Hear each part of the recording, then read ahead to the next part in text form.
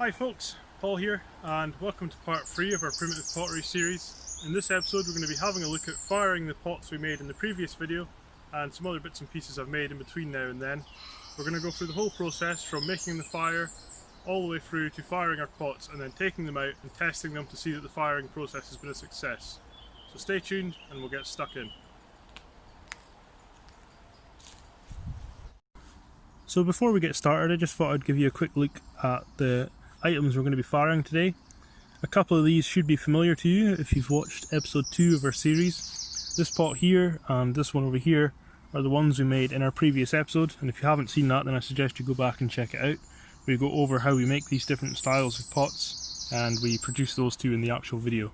You can also see here I've made a few other bits and pieces in the time in between the last video and this one, and you can see these are much more refined, and that's because I've had the time to be able to sit down and kind of do a decent job on them. So what we have here is an oil lamp, this too will be an oil lamp, and so will this one here. So we've got a good selection of pieces. It's important when you come to fire pottery that you have a few pieces to put into the fire. You always want to have duplicates of things as well, because you can't just place all your bets onto one piece because you don't know if it's going to survive or not. So it's nice to have multiples. So that's just a quick look at what it is we're going to be firing today. Now let's have a look at the site we've selected for our firing and talk about the process that we're going to use. Okay folks, so you can see behind me here I have an area cleared out, and this is where we're going to be doing our firing. Now for this firing we're not going to be doing a pit or we're not going to be using a kiln either. It's just going to be a regular campfire on the ground, and so I've cleared out a nice big space here. There's a few considerations I've taken while choosing this spot. One, most importantly, is that I'm close to a water supply, so if the fire gets out of control I have access to water to put it out. Secondly is the firewood. I've got plenty of firewood. We are going to be making quite a big fire today, so I want to make sure I've got plenty of wood, because you don't want to get halfway through the firing process and then find out that you don't have enough wood. And lastly, it's a nice flat piece of ground in a deciduous woodland. And the reason I say that is because if we were doing this in a coniferous woodland, the ground beneath us would be much more peaty, and you can have situations occur there where the ground actually starts to burn underneath your pit and continues to burn for days and days and days, and that's how forest fires are created. Whereas deciduous woodlands are much more forgiving. They're usually quite sandy, and you can get away with having a fire just on the bare earth. So that's just a couple of the considerations we've made. Like I say, we're going to be using just a regular campfire today to try and keep it as simple as possible. There are a few different techniques for firing pottery. One is to kiln fire, so we make a kiln out of clay. I actually have one of those over here, I'll show you that in a minute. The other option is to dig a hole and do what's known as a pit fire, and you're basically using the ground as like a natural kiln. But like I say, today, just a regular campfire. I'll give you a quick look at the primitive kiln just to give you an idea of what that is, and then we'll move on to collecting the materials for building our fire. Okay, so here you can see my primitive kiln. Now this is just made out of the same clay that we used to make the pots, and something like this can be constructed in a day or two. As you can see, this one is looking pretty sorry for itself. Because of the hot weather we've had, it's dried out too quickly and it's cracked all over. However, it's still perfectly functional, and something like this is for when you're making a more kind of long duration camp. So when I'm making a settlement, you know, I might make one of these instead of constantly having just a regular campfire. It's just a permanent and more stable way of producing pottery. The reason it works is because you're creating an oven and the temperature doesn't fluctuate as much, and your pots get up to a hotter temperature more consistently over a longer period of time. So it's just a much safer way of making pots. Not to mention you can cook in it, and as long as you repair this, it can last a very, very long time. So this is when you start getting into the more advanced stuff. However, today we're just going to be making a campfire, so let's get started on that.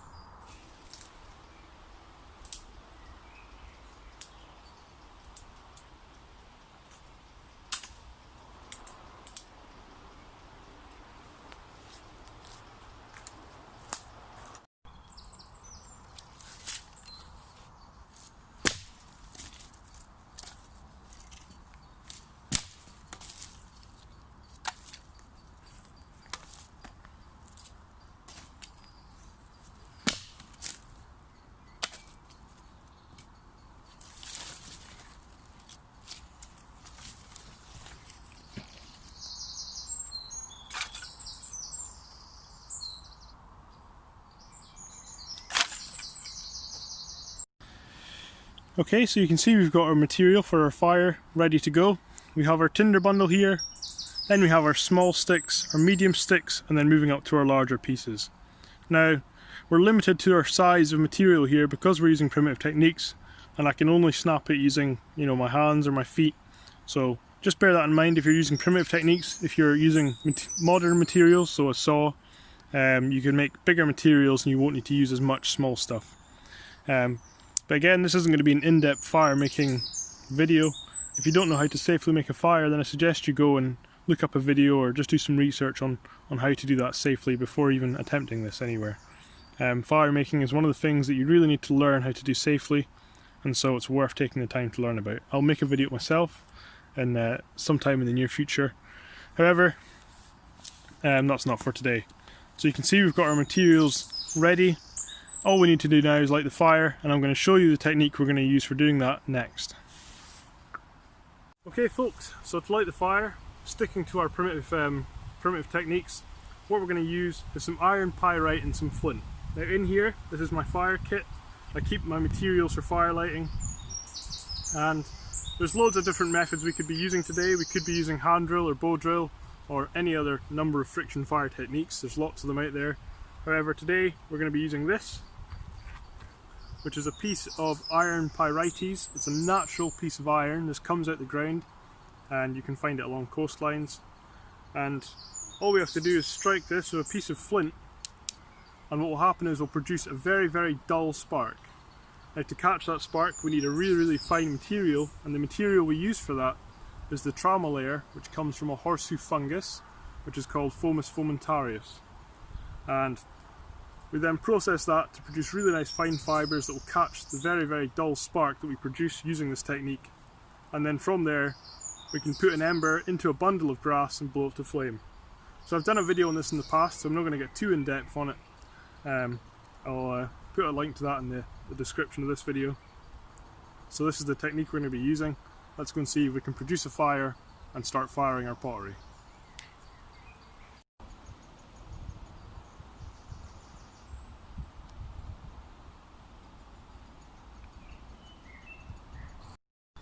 Okay, so you can see my fire kit here. Now, you might have noticed I have two different pieces of flint, and I also have a little antler container here. Now, the reason for that is, what we do is we take a very sharp serrated piece of flint and we scrape the amadou. Now what that does is produce really, really nice fine fibres, and then what I do is keep them in a little container so that I have them ready to go all the time. So this piece here is for scraping, this piece here is for hitting the pyrite to produce the sparks. So to get started, all we need is a nice flat piece of ground and a dry leaf, and the reason we want that dry leaf is because we want to be able to put our amadou down, and then once we've got our ember, we want to be able to move it around by picking up said leaf. So in here I have my amadou. All I'm going to do is knock it out onto this leaf.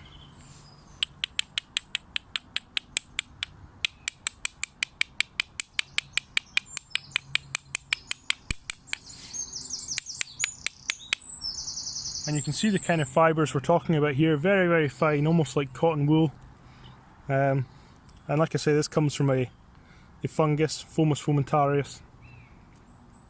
Now we don't need loads to make a good ember. However, the more you have, the better your chances of catching a spark. The sparks that come off are very, very dull, and the more surface area you have of amadou, the more likely you are to actually catch one of those sparks. So that should be enough for us there. Get rid of all these extra leaves. Now all we have to do is take our iron and our flint. Now these sparks are so dull that you might not even be able to see them during the day, but all we have to do then is start hitting these two things together, and we should start producing sparks. I'm not sure if you'll be able to pick them up on the camera, because like I say, they're very, very dull, and that's why we need such a fine material to catch them. So I'm going to just strike above the amadou here to try and get a spark into it, and we'll know when we've got one because the amadou will start to smoke, and it should be fairly obvious. So we'll see how we get on.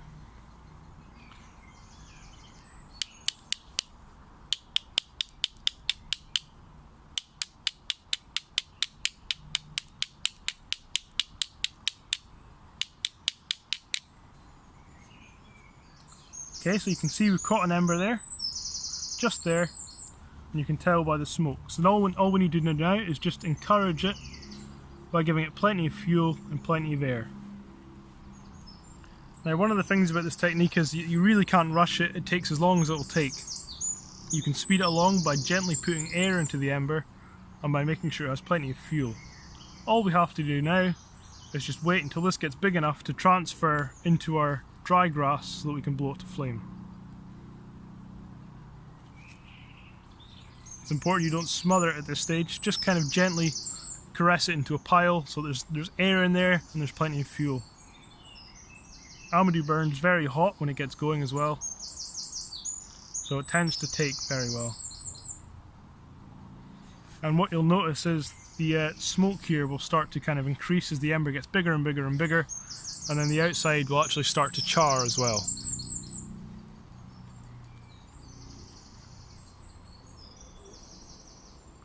Hopefully you can see that there.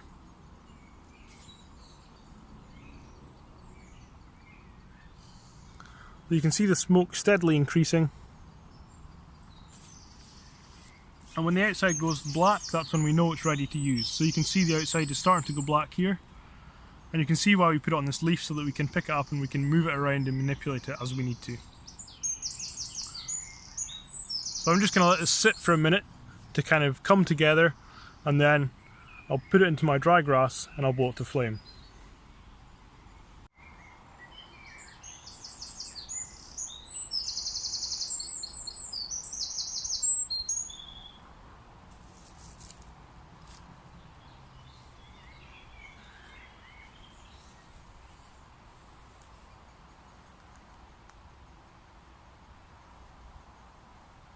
Okay, so I'm just going to tip it into the grass nice and gently.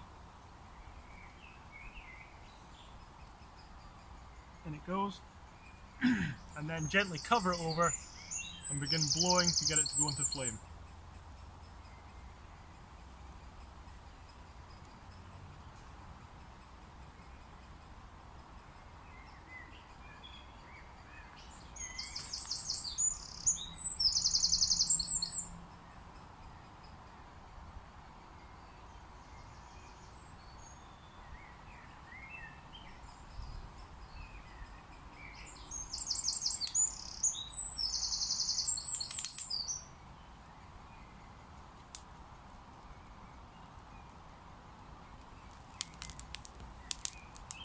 Okay, and then the small sticks go on.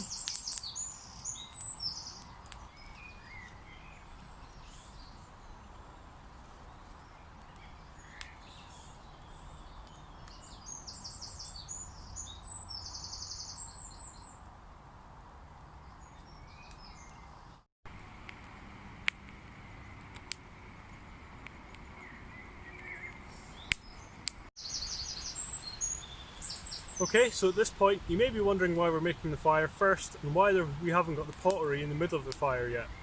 What we're aiming to do is just produce a nice bed of embers, and what they're going to allow us to do is heat our pots up very gently.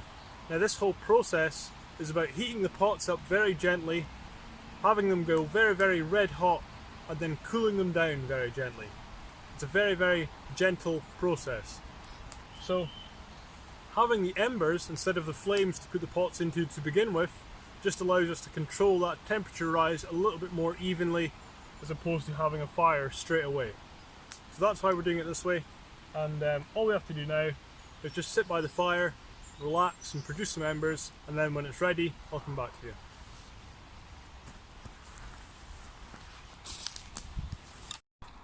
Okay, so you can see we've produced a nice bed of embers here, and all we need to do now is just make a small empty patch in the middle. So what we want to do is have a nice clear circle in the middle, and then on the outside have all the embers. On the circle in the middle, that's where our pots are going to go, and so we don't want the embers to be touching the pots straight away. This is a very, very hot fire at the moment, and if I was to just put the pots straight on this, they would break very quickly. What happens is the thermal shock affects the pottery and it cracks or it'll blow up. Any moisture or steam that's left in there from the making process heats up too quickly and tries to get out any way it can, and that usually involves blowing a hole in the side of your pot. Or, on the other hand, you could have bits of debris or material inside your pot, and if you heat them up and they start to burn, they're going to produce gases, and what's going to happen is those gases are going to look for a way out, and it's also going to be out the side of your pot. So that's where the pots tend to crack and blow up, and that's what we're watching out for. So all I'm going to do here is make a nice circle. Now you can see I'm pushing all the embers out to the side. I want to try and keep them even because we're going to be lighting this fire again in just a wee while. Now the whole point of this is so that we can put our pots in the middle and they can warm up nice and gently. That's the entire aim of this process.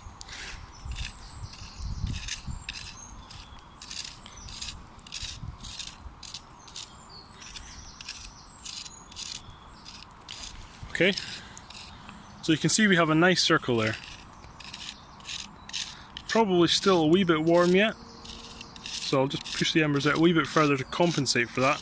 Now I can't tell you exact temperatures, I can't tell you exact times for any of this process. It's all just, for me, done completely by experience and by eye and by feel, and it's something you have to go out and practice yourself to actually get an understanding on. So you can see I can comfortably put my hand there now, and that's a good indicator to me that this is now warm enough for me to be able to safely put my pots in there. That's the kind of indicators I have to use to judge the temperatures involved here. Like I say, I can't just go, right, well okay, it seems okay now. So all we're going to do then is take our pots, and it's important when you're putting your pots into the fire, you want to keep them as compact as possible. That way you have less area that you need to heat up. And the way we tend to do this is by making things that will kind of fit into each other. So you can see this pot will fit in here, and then this will go in there. And then that way we've got 3 pots that take up the space of one big pot. That just has to go in the middle now. Doesn't matter if it's sitting up on its side, it really doesn't matter. Just as long as it's stable. And then these ones here, you can sit up against it. Just find a way that makes it nice and compact. That's all you really need to worry about at this stage.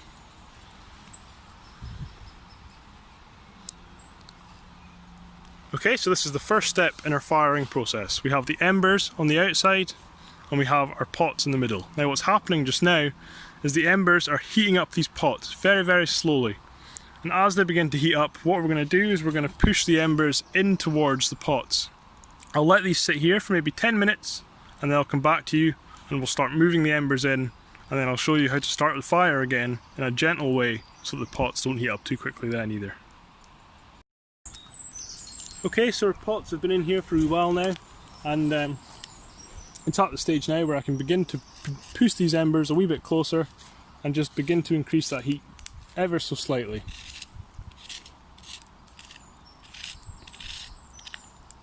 You want to go all the way around and just take the embers in just a wee bit closer. Now you don't want them to be touching just yet. Touching is a very direct source of heat, and it can apply a lot of heat to a small area very quickly, and you can produce cracks that way. So it's important we get the pots just up to a good temperature before we start trying to get the embers actually touching the pots.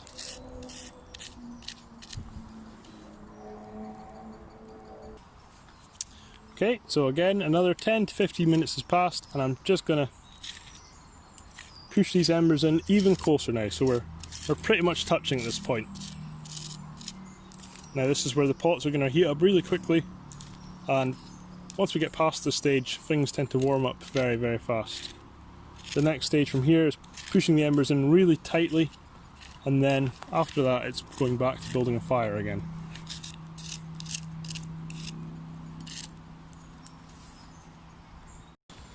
Okay, next stage, even closer. So at this point they're going to be touching, and we're going to be building the embers up nice and close around the pots.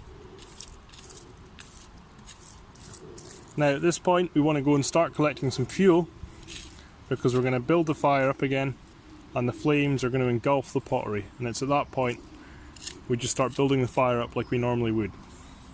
So all you need to do is go and collect a bunch of material, much like the kindling we started off with, and then what's going to happen is we're going to lay that around the edges and begin building the fire up again.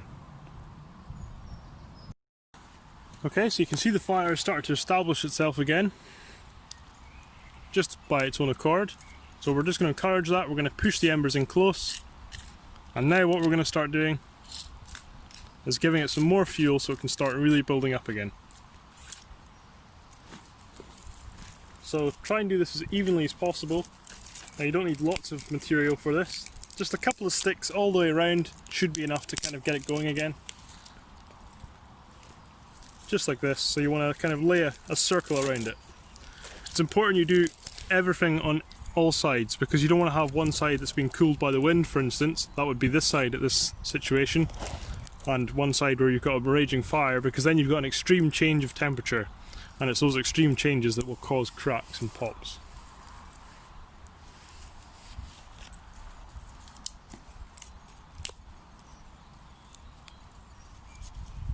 Okay, so you can see we've got wood on all sides now, and all we need to do now is just encourage that to take by blowing into the embers that we created initially to get the wood to start burning again.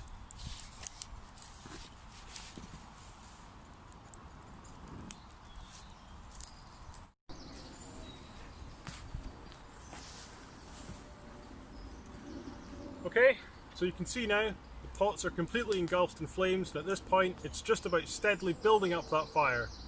You want to start moving on to bigger and bigger bits of material, because they're going to produce more heat and they're going to burn for longer and produce better embers. The embers are going to cover the pots completely, and that's going to really help warm them up to temperature. Now when I say up to temperature, what I mean is glowing red hot.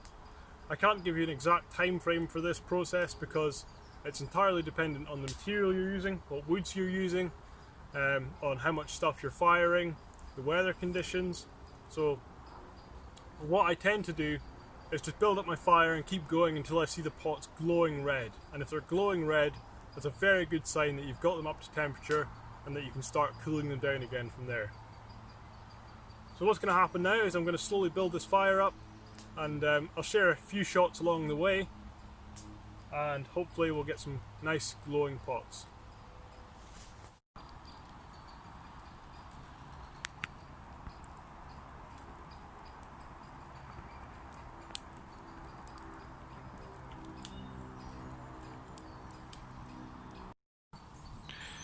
Now at this moment in time I'm just building the fire up, and the pots are still exposed to the air at the moment. What's going to happen is I'm going to build the fire up over the pots, but I just thought I would share this little interesting process that goes on.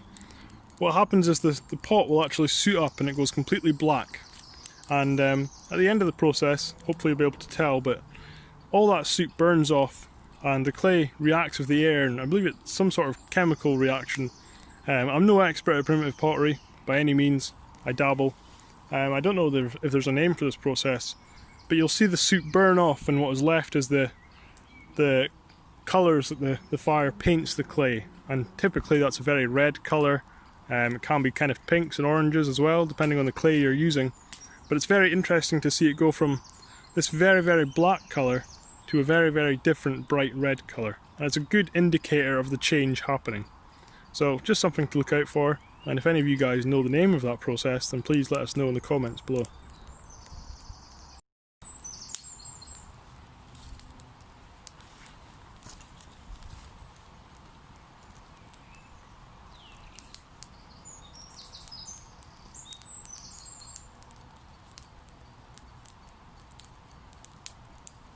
Okay folks, so this is probably about the fire at its max height. I'm probably not going to add too much more fuel onto it at this point. It's a very, very big fire, and again I can't stress the importance of having a big area cleared out for this to make sure that the ground is perfectly safe to light a fire on, and to make sure you've got water nearby in case you do need to put it out. It's a very, very big fire and a very, very hot fire, and that's what we need to produce the pottery that we're looking for. So it's just a case of letting the fire burn down at this point, and what's going to happen is all the embers are going to fall down onto the pots. And then we're basically going to do what we did in the beginning, but in reverse. So we're going to take the embers from on top of the pot, and we're going to slowly scrape them down, and then we're going to make a circle, and we're going to push the embers further and further out. And what that's going to do is the complete opposite of what we did to warm the pots up. It's just going to slowly cool them down. So there's not much you can do at this point other than relax and enjoy the fire.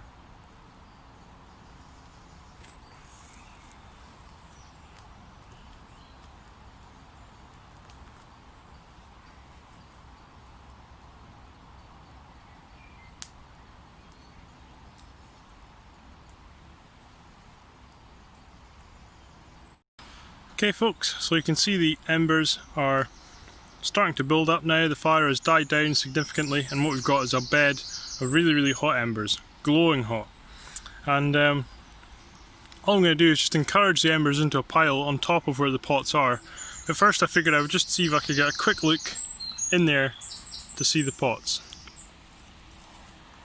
So there's one there, and I don't know how well I'll be able to pick it up, but it's glowing red right there. So that's exactly what we're looking for, so I'm going to cover this all over again and just leave it to cool down now. That's all there is to it. Okay folks, so you can see the fire is completely burnt down now, and we're down to just pure embers. Now at this point the fire has reached its maximum temperature, and I've seen the pots glowing red. Unfortunately I couldn't get you guys close enough without melting my phone. The pots are glowing red in there, and at this point it's a case of cooling them down slowly. So they're not going to get any hotter than this, it's now just a case of slowly cooling them down. So what's going to happen is I'm going to leave these embers sitting on top here for a wee while longer, and then I'm going to do exactly what I did in the beginning, and I'm going to scrape the embers off, and then I'm going to make a ring of embers and then slowly push that ring out, and then what that's going to do is cool the pots down, and at that point we can take them out and then we can have a look at how our pottery's got on. Now I haven't heard any pops or cracks. When you're firing pottery, if you hear a big sudden bang or loud cracking noise, then you know something is broken. I haven't heard any noises, however I do know that one of the pots that went in there did have a crack in it to begin with. So I'm kind of expecting that one to break. However, all the rest of them seem to be okay. I haven't heard any noises. So fingers crossed, and we'll see how we get on.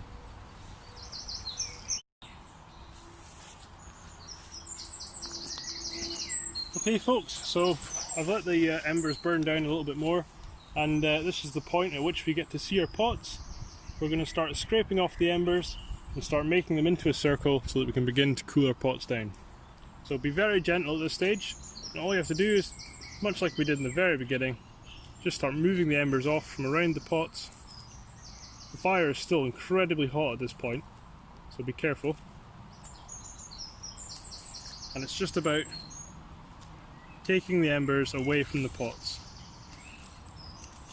Now, this point is just as likely to break the pots as the warming up process is. If you cool it down too quickly, you're going to cause thermal shock, just like you would if you were to heat it up too quickly. So we just want to move the embers ever so slightly back off the pots. We don't want to move them, you know, right out the way or anything like that.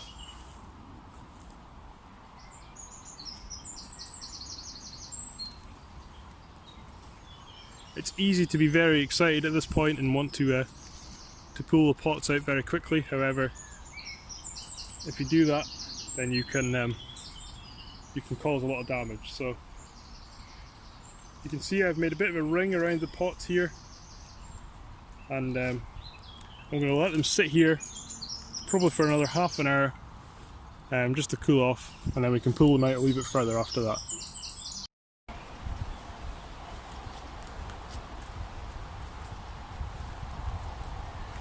Okay, so the fire has died down significantly now, and the embers I've laid out on the outside, and you can see they've burnt out.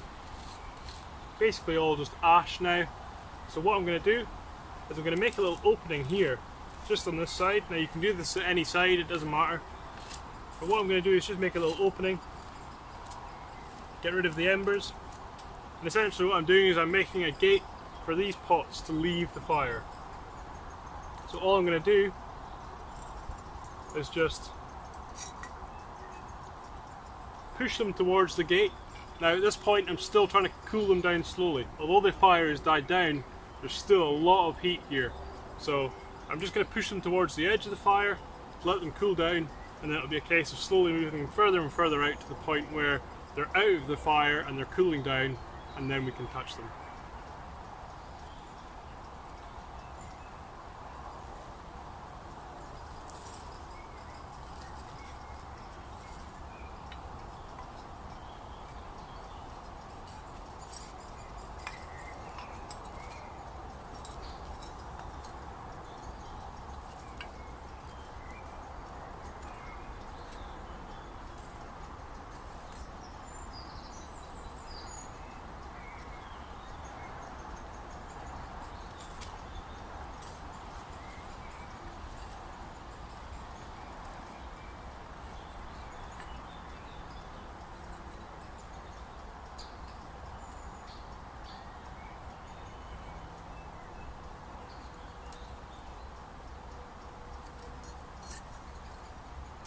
Okay, so you can see now we've got them on the edge of the fire, and all I'm going to do is just slowly move them out as the fire begins to cool down even more, and eventually they'll be out of the fire.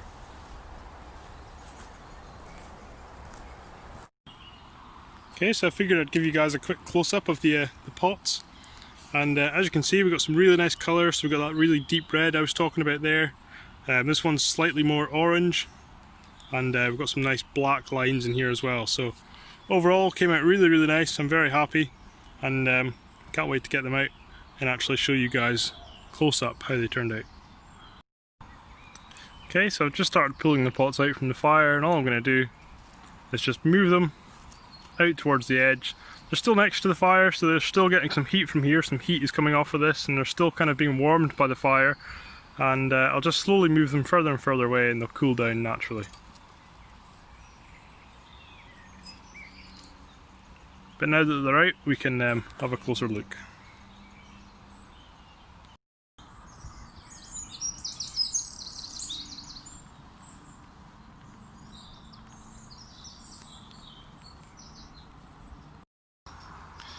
Okay, so we've got our pots out, and now that they're out, they're still roasting hot, still too hot to touch, but we can inspect them a bit closer and just have a look at see how we've done. So I can tell straight away there's a crack on this one, and there's a crack here, and all the rest seem to be perfectly fine. So that's about what I would expect for a firing of this size. So you'll usually expect to get maybe like 50% of the stuff you put in back out, and there's a lot of luck involved really. There can be stuff in the clay that you just haven't picked up. There can be kind of a gust of wind at the wrong moment in time. There's all sorts of things that can cause a problem. However, this ratio, you know, I've had a 60% success rate. That ratio, you can't ask for better than that really. So a few kind of giveaways as to the quality of the firing and how it's come out. You can tell here this one has a crack, and when I hit it, it's got a very dull kind of ring to it. Whereas when I hit one that came out perfect, you can hear it's got a very high pitched, very clean noise to it. So that's your biggest giveaway. Sometimes the cracks will be so small that you might not even see them, and other times they'll actually, you know, they'll cause the pot to fall apart. But like I say, these two, they've got cracks in them. They're still absolutely savable. It's not a problem. I can fix these and still use them for what I intend to use them for.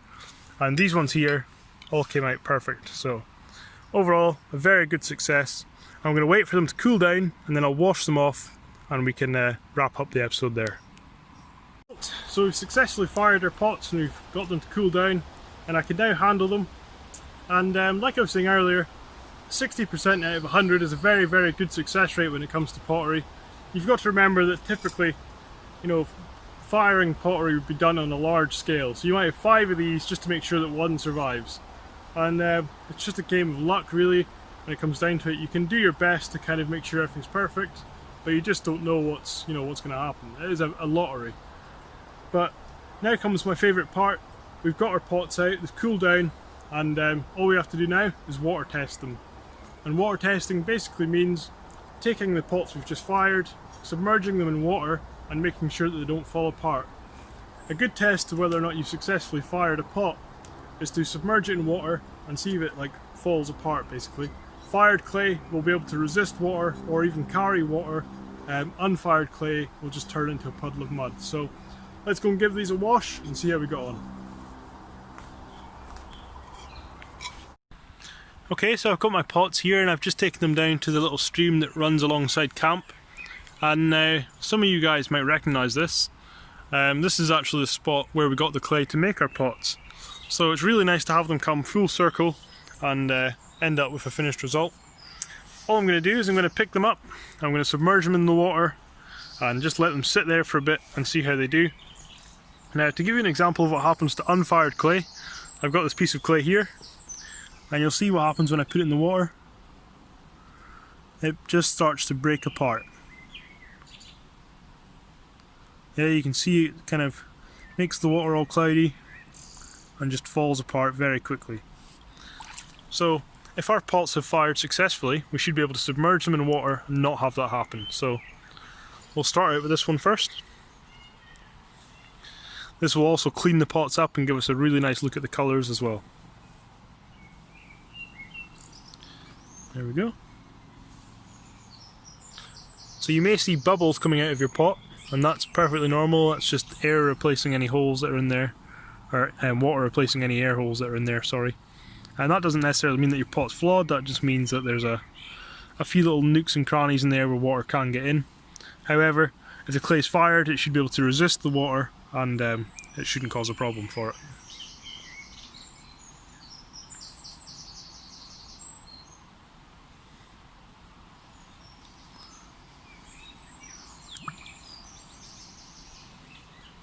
And lastly, this is our biggest pot.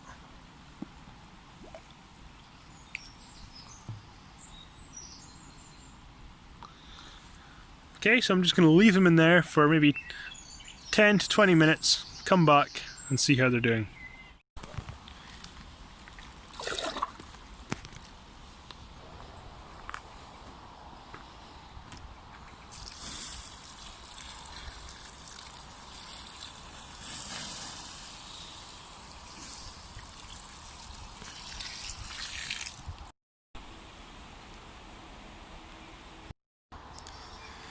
Okay, so it's been a good 10 to 15 minutes, and in those 10 to 15 minutes I've cleared up my area.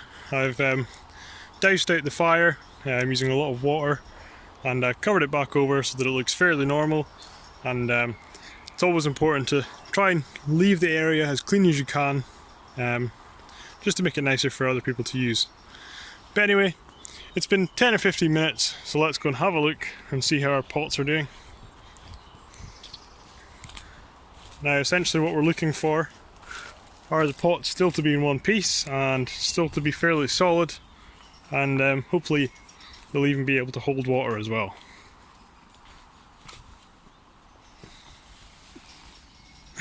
So you can see them all in here.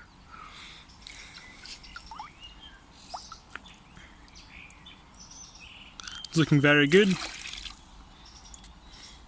This is one of the ones that has a crack in it, but it's a very, very small crack, so I can repair that. And as you can see, it'll hold water without much of an issue. We've also got this little one here. This as well, which has got water inside it.